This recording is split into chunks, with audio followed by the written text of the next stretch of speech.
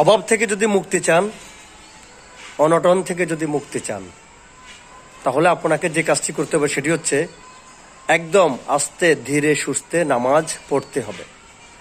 যদি তড়িগড়ি করে নামাজ পড়েন, আপনার অভাব অনটন দূর হবে না। হ্যাঁ, সত্যি বলছি, আপনি এমনভাবে নামাজ পড়বেন যেন মহান আল্লাহ কোনো এক বিচারক তলোয়ার নিয়ে দাঁড়িয়ে আছেন। আপনি যদি অন্যায় করেন, তিনি গর্দান ফেলে দিবেন। ঠিক মহান আল্লাহকে হাজির নাজির জেনে আপনি নামাজ পড়বেন ধীরে এবং সুস্থে, তাহলে আপনার অভাব অনটন দূর হয়ে যাবে। আর যদি খুব জোরে পড়েন নামাজ, খুব তড়িগড়ি করে পড়েন, আপনার অভাব অনটন দূর হবে না, বরং অভাব অনটন আরো বেড়ে যাবে। অভাব থেকে যদি মুক্তি চান, অনটন থেকে যদি মুক্তি চান, তাহলে আপনাকে যে কাজটি করতে হবে সেটি হচ্ছে একদম আস্তে ধীরে সুস্থে নামাজ পড়তে হবে।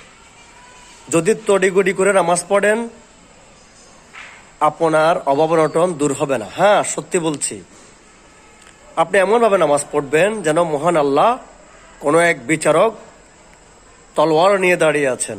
আপনি যদি অন্যায় করেন, তিনি গর্দান ফেলে দিবেন।